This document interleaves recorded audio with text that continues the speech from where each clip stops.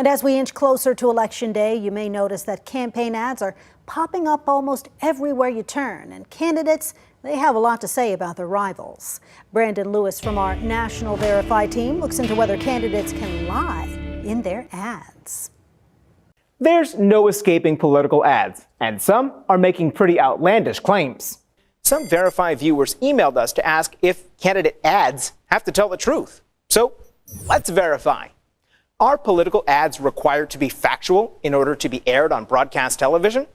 Our sources are the Federal Communications Commission, the Federal Trade Commission, and University of Minnesota political science professor David Schultz. The rules for political ads are very different than typical consumer products, and we want to be clear up front that the answer to this question is no. Political ads are not required to be factual in order to be aired on broadcast television.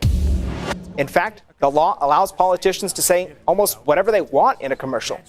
This is because political ads are regulated by the FCC, which applies just two rules.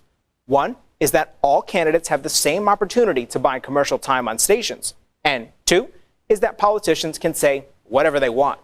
Accuracy is not one of the rules, although TV stations could run a disclaimer explaining the rules before airing an ad.